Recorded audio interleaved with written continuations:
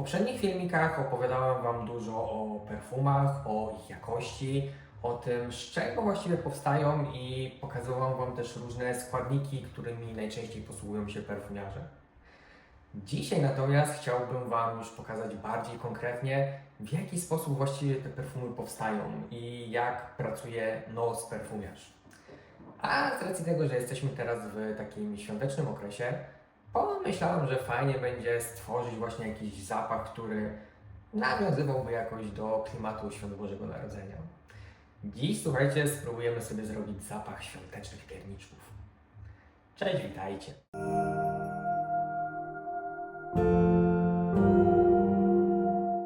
Świąteczne pierniczki.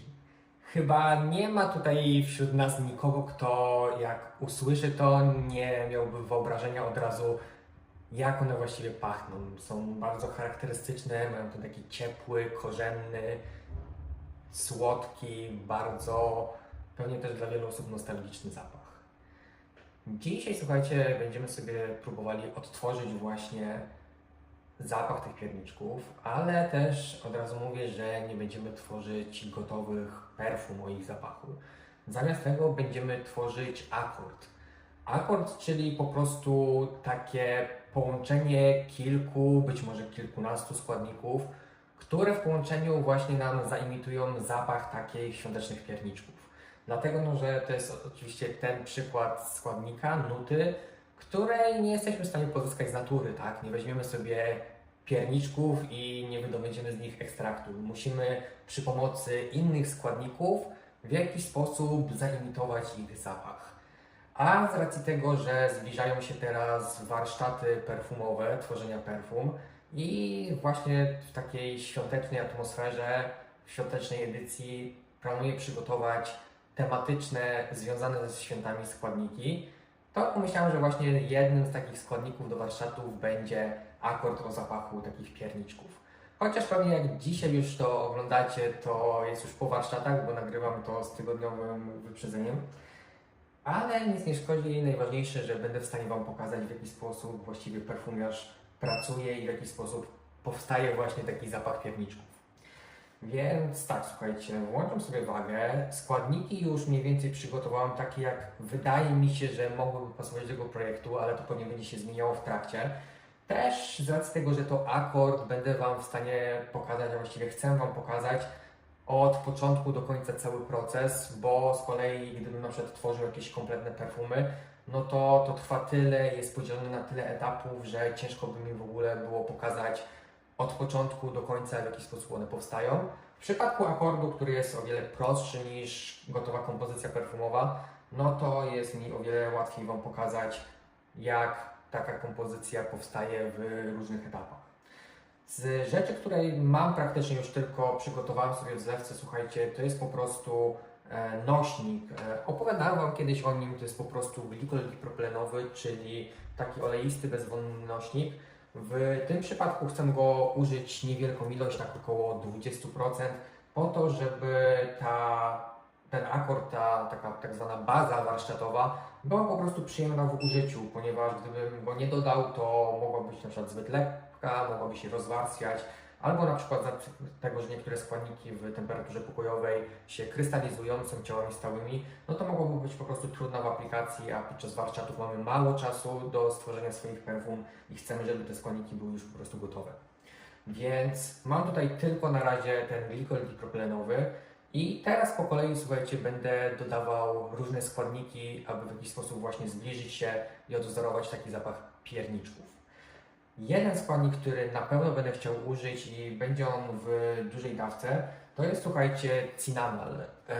Cynamal to jest jeden z takich najbardziej popularnych, takich kluczowych składników, jakie znajdziemy naturalnie w olejku z cynamonu. Tylko możecie teraz właśnie się zapytać, czemu ja wykorzystuję ten związek, ten cynamal, a nie na przykład olejek cynamonowy. Więc przede wszystkim dlatego, że cynamal ma ten taki aspekt z kory cynamonowej, która jest właśnie taka bardziej słodka, deserowa, a nie ma w sobie tych wszystkich takich elementów bardziej takich pikantnych, drzewnych, które ma w sobie olejek cynamonowy, bo tutaj z kolei chcemy się skupić właśnie bardziej w takim jakimś deserowym odcieniu I stąd myślę, że cynamal będzie po prostu lepiej tutaj pasował i nie będzie to pachniało tylko jak jakaś mieszanka przypraw, tylko bardziej właśnie w klimacie jakiegoś takiego wypieku z tymi przyprawami. Więc ja sobie po prostu zeluję wagę, nabieram sobie trochę, słuchajcie, tego cynamonu i wkraczam sobie, myślę, że go mogę akurat użyć całkiem sporo, chociaż też nie za dużo, bo cynamon z kolei potrafi podrażnić skórę, a też z racji tego, że to będzie akord na warsztaty, no to chciałbym, żeby też był on po prostu bezpieczny, ale na pewno muszę go użyć sporo, żeby uzyskać ten charakterystyczny piernikowy zapach, bo ciężko chyba sobie wyobrazić pierniczki bez zapachu cynamonu. Ok, myślę, że nawet jeszcze trochę zaaplikujemy.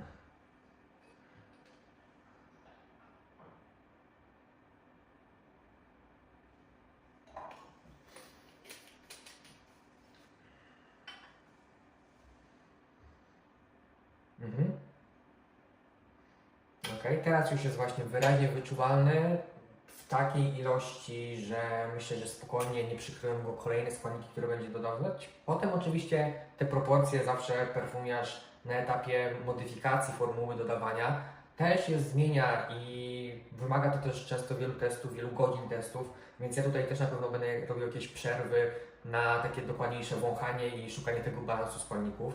Na razie słuchajcie, to tego cinnamalu jest mniej więcej tyle, co naszego nośnika, więc to akurat dobrze. Fajnie przy tworzeniu takich właśnie akordów trzymać te proporcje w jakichś takich przyjaznych liczbach, żeby też łatwo było je w przyszłości ewentualnie odtworzyć. Także ten cynamonowy element mamy, więc teraz słuchajcie, kolejny moim zdaniem bardzo kluczowy składnik tutaj, to mianowicie maltol. Maltol możecie kojarzyć, bo jest popularnym składnikiem w niektórych perfumach, na przykład w słynnym Baccarat Rouge 540, ale też używa się go w innych branżach, na przykład często używa się go jako aromat do wkładów e-papierosowych, więc ja tutaj mam właśnie taki etylomaltol, jak on teraz pachnie, słuchajcie. Najłatwiej powiedzieć, że on pachnie po prostu cukrem, palonym cukrem, taką wręcz może watą cukrową. I myślę, że będzie bardzo dobrze imitował ten taki właśnie element deserowy tego pieczonego ciasta. Natomiast muszę na pewno uważać z jego ilością, ponieważ jest on dosyć dominujący. I nie chcemy na pewno przegiąć, bo w rezultacie ten zapach może być zbyt migrogenny, zbyt mocno się przebijać, a skoro to akord do warsztatów, to chciałbym też, żeby był przyjazny w użyciu i żeby przy jego pomocy nikt sobie za bardzo nie zdominował tych tworzonych perfum. I jak widzicie, a może nie widzicie, to po prostu on jest bardziej takim ciałem stałym, jest takim granulatem, więc ja pewnie będę potrzebował teraz chwili, żeby on się rozpuścił, a może po prostu włączę sobie mieszankę magnetyczne i podgrzeję sobie odrobinę.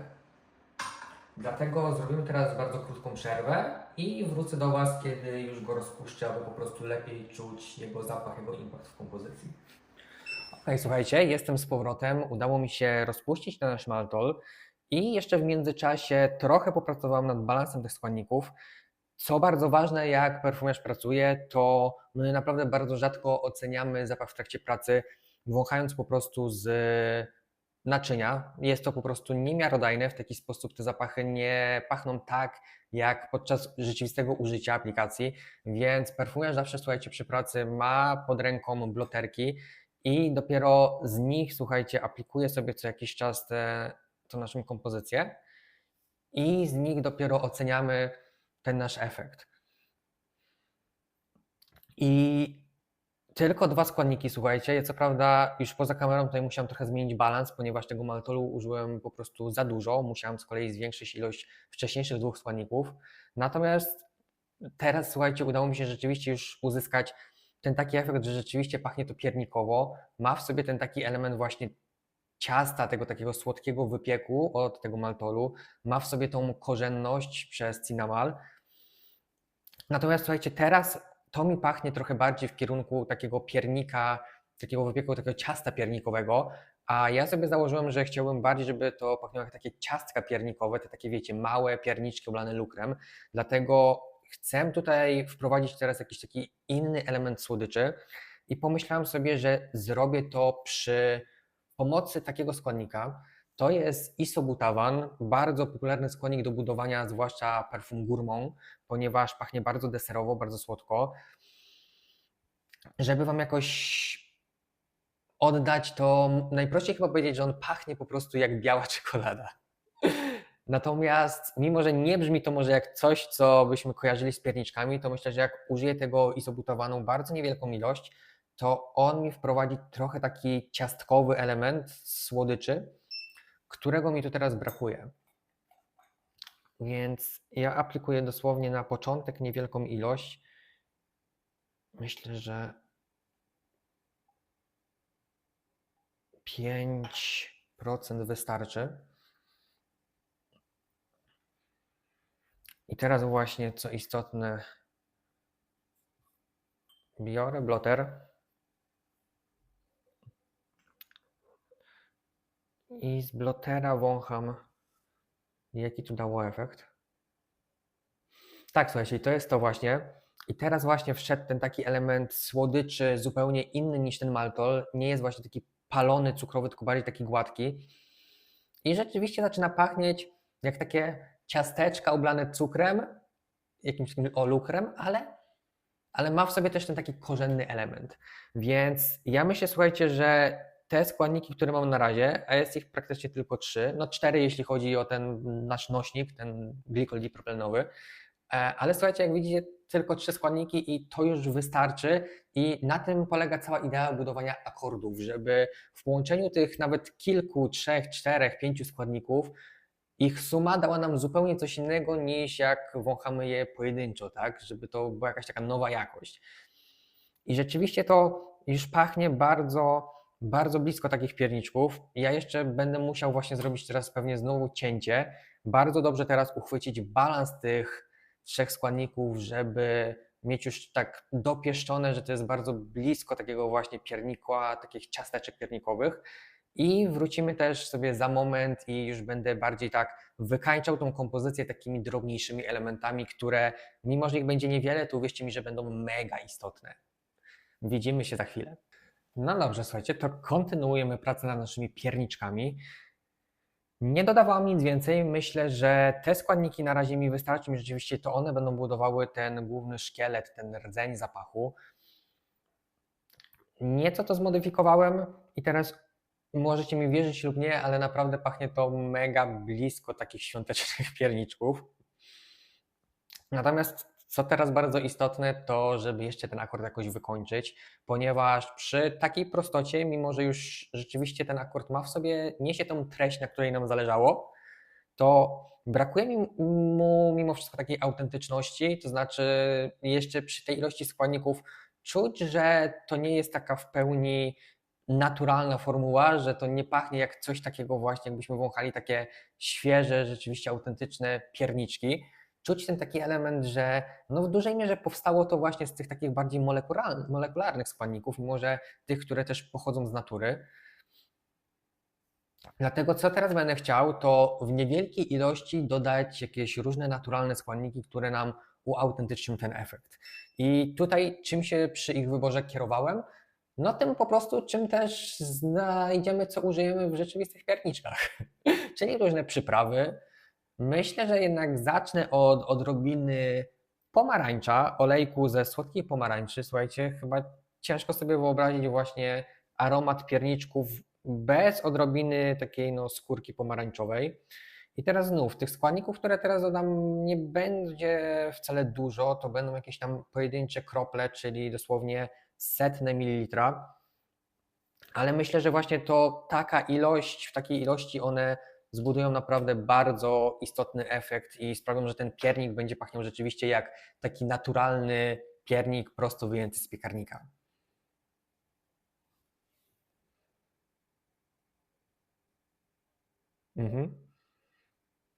Dosłownie, słuchajcie, jedna kropla olejku pomarańczowego, ale myślę, że ona w zupełności wystarczy. Skontroluję sobie jeszcze i oczywiście sprawdzę to na bloterze, żeby właśnie mieć pewność, bo dopiero wtedy na takiej powierzchni będę czuł autentycznie jego impact. Tak, mimo że jedna kropla, słuchajcie, to jest wyraźnie wyczuwalna, nie jest za to dominująca i o to mi chodziło, ponieważ chcę, żeby to był pierniczek z odrobiną skórki, a nie piernik z jakimś nadzieniem pomarańczowym. Więc na razie pomarańczy nam wystarczy, a z kolei teraz wydaje mi się, że będę chciał jakąś taką przyprawowość, ale trochę odbijającą w inną stronę, bo teraz wciąż czuję bardzo mocno ten aspekt z cynamonu. I wydaje mi się, słuchajcie, że przydałyby się tu mimo wszystko goździki. Goździki są takim składnikiem, który my często czujemy w pierniku. Znowu chyba akurat tym razem nie użyję olejku goździkowego, bo on też jest taki bardzo bogaty i bardzo dominujący. Zamiast tego użyję eugenolu, czyli też substancji, która naturalnie występuje, jest praktycznie głównym elementem zapachowym chemicznie zapachu właśnie goździka. Natomiast jest trochę właśnie prostsze niż sam olejek goździkowy, nie jest aż tak dominujący, natomiast też muszę bardzo uważać.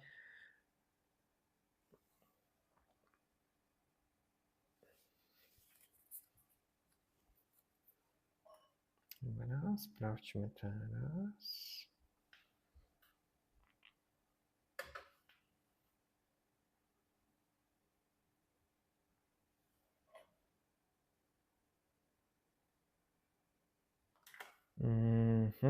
Myślę, że spokojnie mogę nawet dać odrobinkę więcej.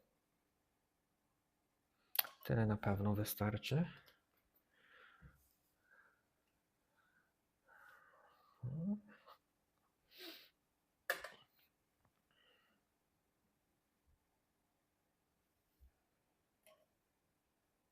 Ok, i rzeczywiście teraz jest już to przełamanie, jest przyprawowość, ale jest o wiele bardziej złożona, bogatsza, trochę wręcz lekko takiej owocowości nadał ten eugenol i o to mi chodziło. A jednocześnie też jest na tyle wyważony, że nie dominuje, więc tyle na pewno mi wystarczy.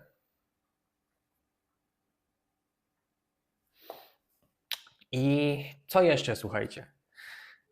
Wydaje mi się, że piernik ma w sobie też coś takiego rozgrzewającego, wręcz trochę pikantnego. Mógłbym na przykład spróbować tutaj teraz z odrobiną pieprzu, na przykład czarnego pieprzu. Natomiast wydaje mi się, że jeszcze to nie jest to, bo pieprz jednak potrafi być trochę jednak ochładzający.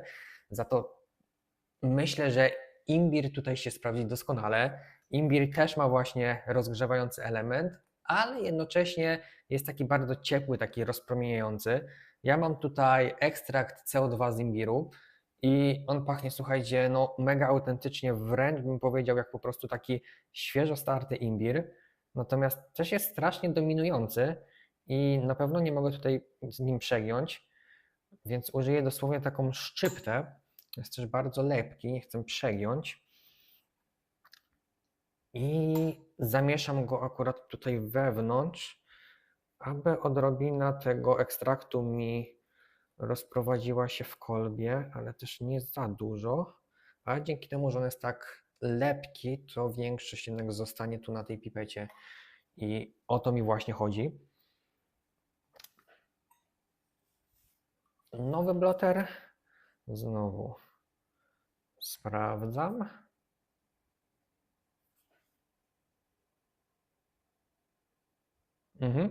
Tak. I to jest właśnie ten taki rozgrzewający efekt, którego mi brakowało. Wręcz teraz dosłownie pachnie to trochę, jakbyście taki piernik może popijali sobie łykiem herbaty, takiej z pomarańczami, z imbirem, takiego rozgrzewającego świątecznego naparu. Ok. I myślę, słuchajcie, że to jest już ten element, przy którym ja przystopuję. Mógłbym oczywiście ten akord rozwijać dalej, bo on jest mimo wszystko bardzo prosty. On ma 3, 4, 5, 7 składników tylko. Gdyby to był akord do jakiejś kompozycji perfumowej, to ja na pewno bym go rozwijał bardziej, bo w perfumach już bardziej chcemy właśnie tą taką złożoność, to bogactwo, żeby te akordy też się gdzieś tam rozwijały. Natomiast tutaj mam świadomość, że jest to baza do warsztatów perfumowych. Chcę, żeby była przyjazna w pracy, żeby się łatwo łączyła z innymi składnikami i nie budowała jakiejś kakofonii. Dlatego słuchajcie, ja myślę, że spokojnie na tej ilości 7 składników poprzestanę. Mam tutaj praktycznie wszystko to, co chciałem. Najistotniejsze oczywiście były te pierwsze składniki, te, które budują trzon, bo one i ich balans był bardzo istotny, żeby właśnie zbudować w ogóle to wrażenie piernika. I to się udało moim zdaniem bardzo dobrze. Natomiast teraz te takie tak zwane ozdobniki, które dodałem, one zbudowały to, że rzeczywiście teraz pachnie to bardzo naturalnie, nie ma już tego takiego syntetycznego elementu. Jest wręcz tak apetycznie, jest bardzo właśnie przyprawowo, ciepło, korzennie, ale jest też właśnie nutka owocowości, która to przyłumuje, cytrusowości. I są wszystkie faktury, o które mi chodziło. Jest ten taki zapach palonego cukru, jest ciasto, jest taka gładka, lśniąca, lukrowa słodycz i jest to taka dźwięczność przypraw. Więc tak, myślę, słuchajcie, że mamy to. Ja zostawię sobie jeszcze odrobinę, żeby mimo wszystko poobserwować ten akord. Być może jeszcze delikatnie będę musiał zmienić proporcje tych składników, bo to też zmienia się z godziny na godzinę i taka bardzo świeża kompozycja pachnie zupełnie inaczej, na przykład na drugi dzień. Więc ja pewnie wrócę na drugi dzień i wtedy dopiero już sobie przyleję do butelki, którą już przygotowałem.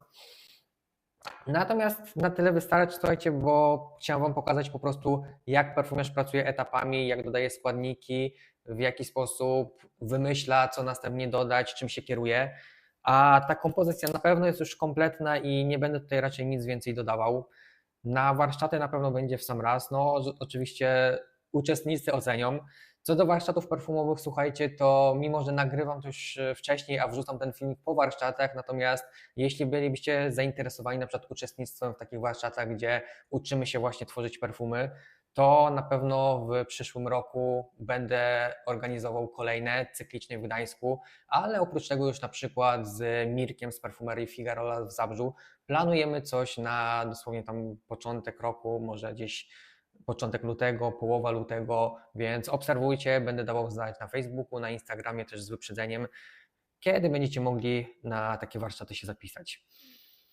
To tyle, słuchajcie, ja wracam jeszcze trochę usprzątnąć, wrócę jeszcze sobie na drugi dzień do tego zapachu, ocenię go na spokojnie, może zmienię lekko balans, ale myślę, że większość pracy na dzisiaj wykonana.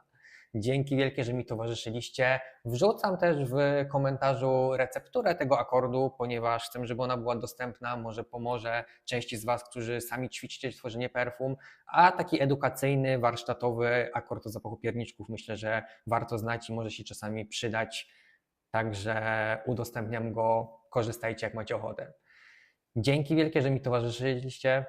Dajcie znać w komentarzach, jak Wam się podoba, czy chcecie, żebym więcej pokazywał tej mojej pracy w trakcie, może nawet nakręcę jakiś dłuższy live, jak robię coś bardziej skomplikowanego. A na dziś to tyle i życzę Wam wesołych świąt, dużo zdrowia, wszystkiego dobrego i widzimy się w nowym roku z kolejnymi perfumowymi tematami. Trzymajcie się, na razie, cześć.